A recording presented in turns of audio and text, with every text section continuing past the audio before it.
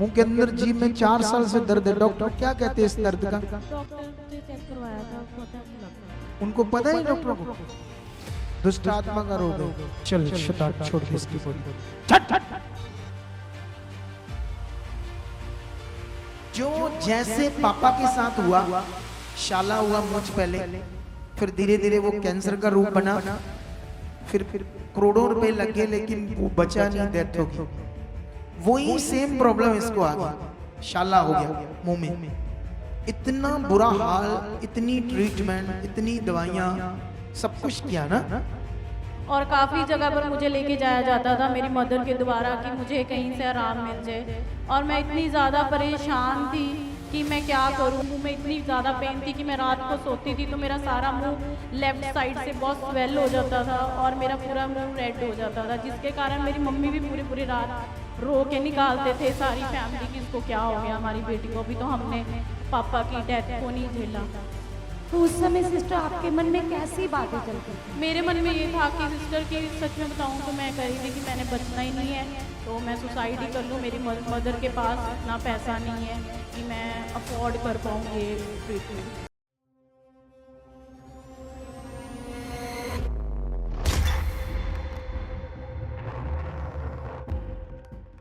इस सिस्टर का नाम हरपिंदर कौर है और ये सिस्टर हिमाचल के पास ऊना के रहने वाले। तो आइए इनकी गवाही को इनके मुख से जानेंगे। जय मसीह की कलीसिया, जय मसीह चर्च। तो सिस्टर बताइए कि परमेश्वर की महिमा जो परमेश्वर ने आपके जीवन में बड़ी गवाही बनाई, क्या हुआ था आपके साथ? कैसे हालात थे और कैसे परमेश्वर ने अपने दास के द्वारा जब आपके ऊपर प्रार्थना की तो कैसे आपके हालात बदले? पहले तो मेरे जीवन बहुत ज़्यादा परेशान था, मैं काफ़ी दुखी थी। मेरे मुंह में बहुत बड़ा छाला था जो कि 4 साल से था और मेरे फादर की डेथ भी इसी कारण हुई थी। मतलब पिछले 4 साल से आपके मुंह में एक शाला बन चुका था? जी सिस्टर। वो कैसा शाला था? वो छाला बहुत बड़ा था, मतलब रेड हो ही जा रहा था, सारा माउथ मेरा अंदर से रेड हो जाता था। और मैंने काफ़ी जगह से मेडिसिन्स खाई, मैंने एलोपैथिक भी खाई, आयुर्वेदिक भी खाई, होम्योपैथिक भी खाई। और काफ़ी जगह पर मुझे लेके जाया जाता था मेरी मदर के द्वारा कि मुझे कहीं से आराम मिल जाए। जैसे कि कई जगह जो अन्य जाति जहाँ पे भी मुझे बुलाते थे कि यहाँ से आपको आराम मिल जाएगा, बट मुझे कहीं से भी कोई भी आराम नहीं मिल रहा था। और मैं इतनी ज़्यादा परेशान थी कि मैं क्या करूं। और मैंने काफ़ी टाइम से अपने हालातों को देखकर अपने जीवन में कि इतनी परेशानी है, पहले मेरे फादर को थी। मतलब 2018 में आपने बताया कि आपके फादर को भी सेम यही प्रॉब्लम थी? Yes sister. उनकी जुबान के ऊपर भी एक बड़ा शाला बन चुका था। Yes. और जब उन्होंने टेस्ट करवाए तो डॉक्टर के द्वारा उनको पता चला कि उनके मुंह में कैंसर का ये शाला बन चुका है। Yes sister. जिसकी वजह से वो आपके फादर कुछ भी खा पी नहीं सकते थे। अगर खाते जा पीते थे तो उनको बहुत ज्यादा तकलीफ होती थी। जी सिस्टर। और धीरे धीरे क्या हुआ आपके फादर के साथ? मेरे फादर को मैक्स हॉस्पिटल के द्वारा, प्राइवेट हॉस्पिटल्स के द्वारा हमने ट्रीटमेंट करवाया गया और वहाँ पे उन्होंने बोला कि उनको ऑरल कैंसर है, जो कि टंग कैंसर कहा जाता है जिनको। उसकी वजह से उनकी सारे माउथ जितनी भी उनकी टंग थी वो सारी रिमूव कर दी, उनकी जीभ काट दी थी, जिसके वजह से वो ना तो खा पाते थे ना कुछ बोल पाते थे, बिल्कुल भी एबल नहीं थे किसी चीज़ को भी लेके। हमने 2 साल उनका ट्रीटमेंट करवाया। उसके ट्रीटमेंट के द्वारा हमारा मतलब 70 से 80 लाख तक, मतलब आप 1 करोड़ तक लगा लो, जो हमारी अमाउंट आ गई थी। उनकी कीमोस, रेडिएशंस, उनकी जितनी भी मेडिकल्स थी वो सारा मेडिसिन्स का जितना भी क्योरेबल नहीं हो पाया। और 2 साल जब उनको सरवाइव करते हो गया, इतनी मुश्किलें हमने देखी, हमारे यहाँ सारी फैमिली डिस्टर्ब हो गई और हम सब 6-6 मंथ के लिए हॉस्पिटल में स्टे करते थे, जिसके कारण हमारी आर्थिक स्थिति भी काफ़ी कमज़ोर हो गई थी। और हम ये चीज़ें देख के कि अब हमारा क्या होगा, हमारे फादर चले गए और मेरे फादर। और आप देख सकते कलीसिया कि कैसे शैतान लोगों को खतरनाक कैंसर जैसी बीमारियां देकर लोगों की डेथ कर देता है। वैसा इनके फादर के साथ भी हुआ। शैतान ने इनके फादर को कैंसर जैसी खतरनाक प्रॉब्लम दी और उनकी जुबान के ऊपर पहले तो बड़ा शाला बन चुका था और उसके बाद जब ट्रीटमेंट चला तो डॉक्टर के द्वारा उनकी जीभ को काट दिया गया और धीरे धीरे वो कैंसर इतना ज़्यादा बढ़ चुका था कि इनके फादर की डेथ हो गई। तो जब सिस्टर बताइए कि आपके फादर की डेथ हुई तो उसके बाद क्या हुआ? उसके बाद मतलब बहुत ज़्यादा घर में प्रॉब्लम्स आ गई, क्योंकि इतना ज़्यादा अमाउंट चला गया था कि पापा वैसे नेशनल फर्टिलाइज़र में, मेरे पापा मैकेनिकल इंजीनियर थे, काफ़ी हाई पोस्ट पे थे वो। उसके बाद हमें हाफ सैलरी आती थी जिसके कारण हमारा घर का चलता था बस। तो आपके फादर प्रभु यीशु मसीह को जानते थे, बिलीव करते नहीं, थे? मेरे फादर सारे बैकग्राउंड सिख फैमिली से थे। नहीं, मतलब वो प्रभु को नहीं मानते थे, नहीं। प्रभु को नहीं जानते थे। नहीं तो उस समय आप बिलीवर थे सिस्टर? नहीं, मैं उस समय बिलीवर नहीं थी।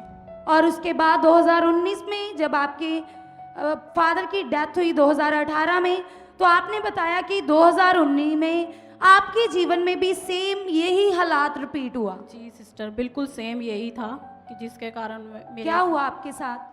मेरे पापा की डेथ के बाद मुझे 2 और 3 मंथ्स, आफ्टर 2 and 3 मंथ्स के बाद मेरे भी मुंह में वैसा ही कुछ, मतलब कुछ ऐसा छाला बन गया था कि जो कि मतलब मैं चाहती नहीं थी कि उसका मैं ट्रीटमेंट करवाऊं पहले तो, क्योंकि हमारी आर्थिक स्थिति इतनी कमज़ोर हो चुकी थी कि मैं उसका ट्रीटमेंट भी नहीं लेना चाहती थी। मेरे मुंह में इतनी ज़्यादा पेन थी कि मैं रात को सोती थी तो मेरा सारा मुंह लेफ़्ट साइड से बहुत स्वेल हो जाता था और मेरा पूरा मुंह रेड हो जाता था, जिसके कारण मेरी मम्मी भी पूरी रात रो के निकालते थे सारी फैमिली की इसको क्या हो गया हमारी बेटी को। अभी तो हमने पापा की डेथ को नहीं झेला। तो उस समय सिस्टर आपके मन में कैसी बातें चलती थी? मेरे मन में ये था कि सिस्टर की सच में बताऊं तो मैं कर रही थी कि मैंने बचना ही नहीं है तो मैं सुसाइड ही कर लूं। मेरी मदर के पास इतना पैसा नहीं है कि मैं अफोर्ड कर पाऊं ये ट्रीटमेंट। तो आपने बताया कि उस समय आप प्रभु यीशु मसीह को जान चुके थे। हाँ जी, तब मुझे मेरी मदर के द्वारा ही मुझे पता लगा। मेरे मामू जी वगैरह जानते थे तो उन्होंने मुझे एक बार बोला कि अब हम सारी जगह घूम ले हैं, अब हमें एक बार यहाँ जाना चाहिए। तो मुझे तो बिल्कुल भी नहीं पता था, फर्स्ट टाइम में आई और 4 साल से फिर मैं प्रभु में रही, पर फिर भी ये चीज़।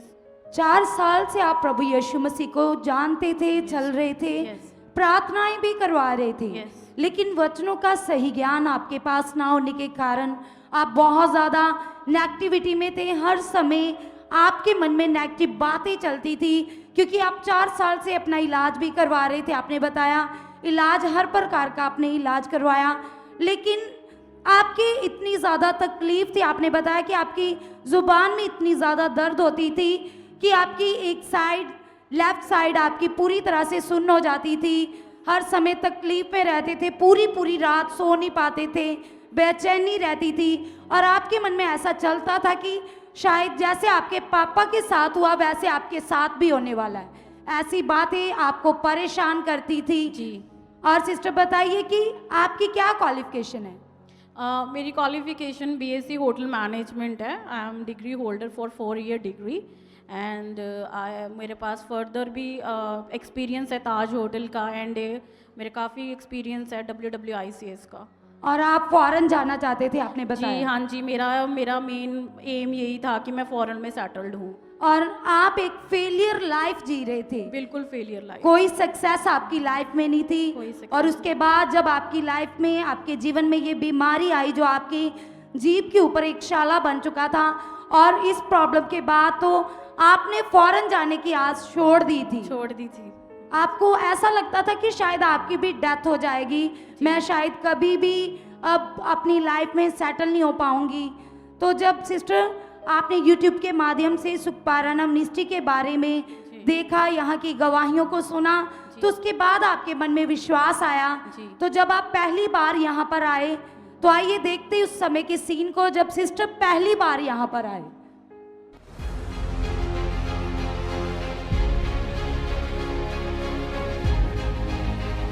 क्या प्रॉब्लम है तुम्हें? मेरे मुंह में 4 साल से दर्द है। मुंह के अंदर? हाँ जी। कहाँ? जीभ में। जीभ में?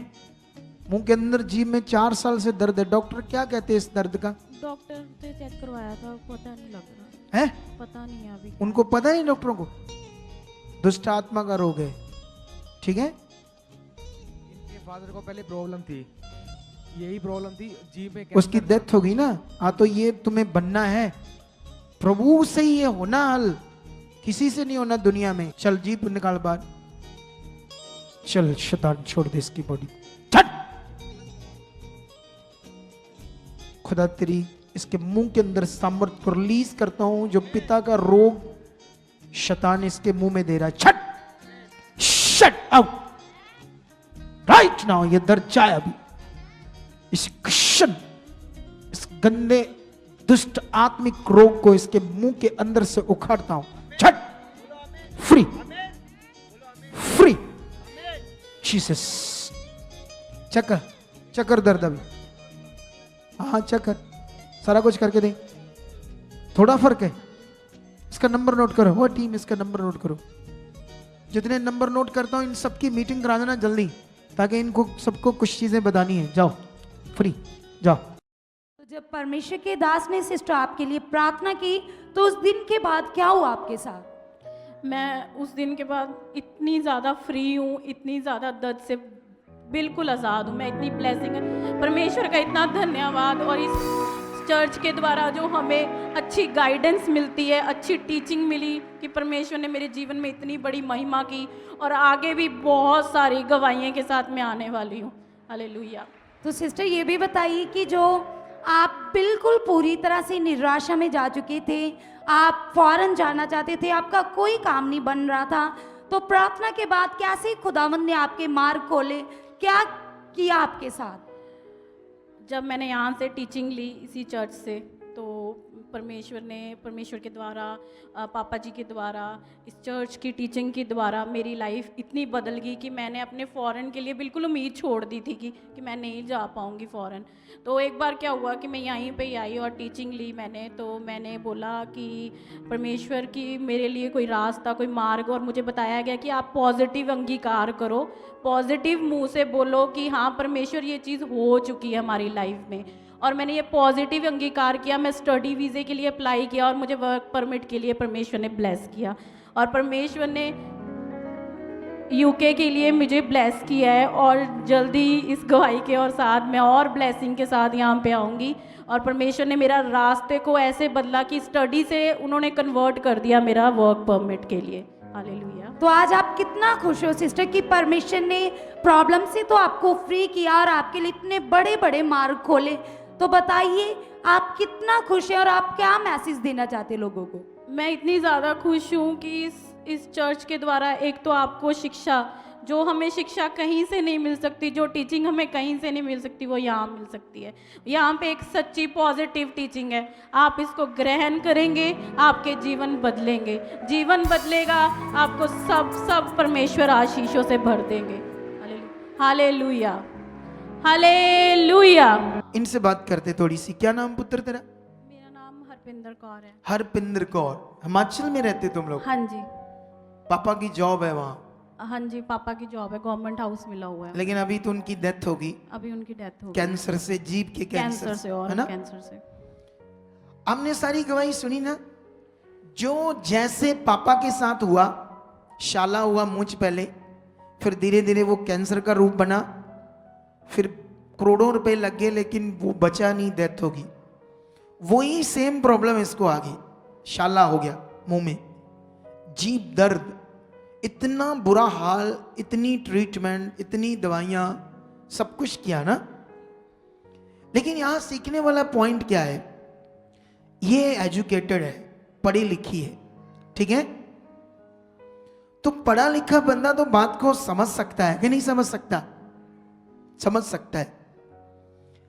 इसके अकॉर्डिंग, अपने इसके टेस्टिमनी के अकॉर्डिंग, ये 4 साल से प्रभु में थी। सोचो आप लोग, जब आप प्रभु में थे तो आपने इतनी प्रार्थनाएं करवाई या की? जी जी। फिर भी ये प्रॉब्लम नहीं जा रही थी तेरी? नहीं जा रही थी। वाई? शिक्षा में मेरी शिक्षा नहीं थी मुझे इस चीज़ की, जो जहाँ से मुझे शिक्षा मिली है कि कैसे पॉजिटिव अंगीकार करना है, तो वो पॉजिटिव अंगीकार नहीं था मेरी जिंदगी नहीं में। जैसे आप 4 साल में हो तो आप प्रभु में आ गए, जी। तो प्रभु में आ गए तो प्रभु के जो लोग होते हैं ना, वो ऐसे होते हैं, अगर उनकी प्रॉब्लम नहीं जा रही जी तो वो चर्च बदलते रहते हैं, बदलते जी, रहते हैं। बदली थी मैंने भी काफ़ी चर्च। कितनी? 2 से 3 बदली है। 2 से 3? हाँ जी, हाँ जी। तो आप समझ सकते हो ना, पढ़ी लिखी है, कोई ऐसे जैसे समझते हैं कि यहाँ तो होना ही होना, वहां भी गए। जी वहाँ भी हाँ गई। वहां भी गए ना। राइट। तो मैं ये थोड़ा सा सीक्रेट रखकर बात कर रहा हूं, ताकि मैं नहीं चाहता कि हमारे लोगों की कोई बात आगे पीछे हो, ठीक है। लेकिन अभी तुम्हें मेन यहां क्या समझ आया? मैं इस चर्च से मेन ये समझ आया कि यहाँ पे एक तो मुझे अच्छी शिक्षा मिल रही है। नहीं, जैसे मैं ऐसे बोलूं ये दूध अच्छा है, जी दूध अच्छा है, जी। तो किसी को कैसे पता चलेगा अच्छा है? मतलब कुछ पर्टिकुलर पॉइंट समझाने की कोशिश करो। हाँ जी। अच्छा अच्छा क्या, आपको क्या अच्छा समझ आया? मुझे यहाँ से एक तो अच्छी टीचिंग के साथ साथ मुझे ये भी बताया गया कि पवित्र आत्मा हमारे अंदर है, हमें पॉजिटिव अच्छा, मतलब तेरे अकॉर्डिंग 4 सालों में तुम्हें ये समझता कि पवित्र आत्मा जो है वो आता जाता है, ऐसे तेरे दिमाग में था? यही था। हाँ, यही था जी। ये बड़ा विषय है। 4 सालों में ये सीख नहीं पाई कि पवित्र आत्मा मेरे कॉन्टिन्यू परमानेंट मेरे अंदर है। इसने कभी ये विश्वास ही नहीं किया। इसके दिमाग में ये था वो आता जाता है।